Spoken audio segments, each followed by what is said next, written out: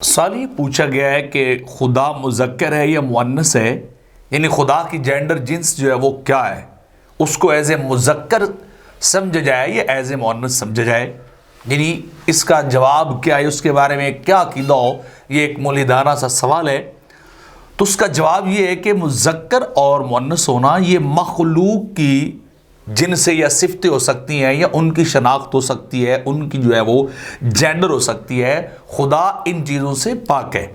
یعنی مذکر مؤنث ہونا، میل فیمیل ہونا، نر اور مادہ ہونا، اس چیز کا تعلق مخلوق کے ساتھ ہے، خالق کے ساتھ نہیں ہے۔ سب سے بڑی پرابلم یہ آتی ہے کہ جب ہم مخلوق کے قواعد کلیے یا نظریات یا چیزیں جو ہیں وہ خالق کے اوپر چسپاں کرنے لگ جاتے ہیں، اس کو اپنی مخلوق والی نظر سے دیکھتے ہیں۔ جیسے ہم سب چیزیں، ہر چیز اپنے دائیں بائیں ٹائم اور سپیس کی لمٹ کے اعتبار سے دیکھتے ہیں، یا اپنے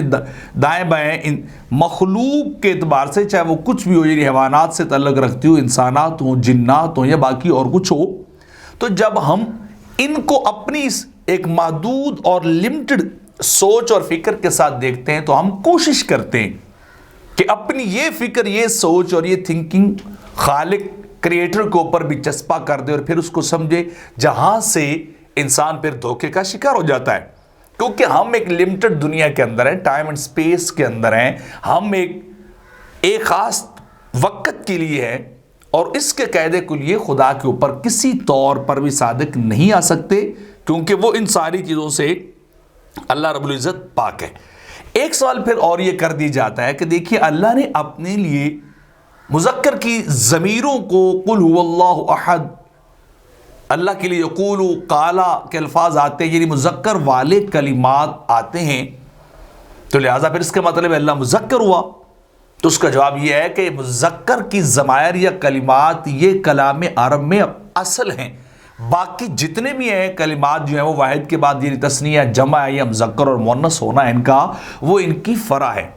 تو اللہ رب العزت کے اوپر جب یہ کلمات مذکر والی ضمائر یا کلمات بولے جاتے ہیں، تو ان کا مطلب یہ نہیں ہوتا کہ اللہ کی جنس کے اعتبار سے اس کے اوپر ان کلمات کا اطلاق ہو رہا ہے، بلکہ ہوتا یہ کہ ان کے اصل کے اعتبار سے، ان کی ابتدائی شیپ کے اعتبار سے اللہ کے اوپر ان ضمائر کا یا ان کلمات مذکرہ کا جو ہے وہ اطلاق کیا جاتا ہے۔ اور دوسرا یہ کہ ہمیں سمجھانے کے لیے سب کچھ کیا جاتا ہے، نہ کہ اللہ کو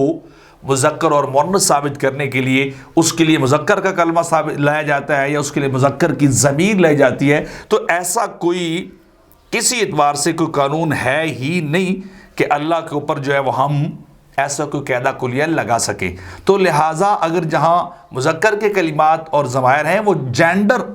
جنس کے اعتبار سے نہیں ہیں، وہ اپنی اصل کے اعتبار سے ہیں، صرف لوگوں کو سمجھانے کے لیے ہیں۔ تو لہٰذا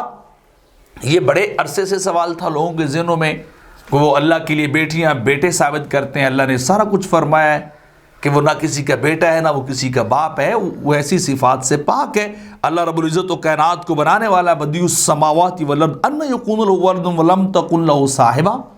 اللہ کی اولاد نہیں ہے نہ اس کی کوئی بیوی ہے۔ مطلب یہ کہ وہ چونکہ اس جنس سے متصف ہوتا، مذکر تو بیوی ہوتی، اور بیوی ہوتی تو پھر اللہ کی اولاد بھی ہوتی۔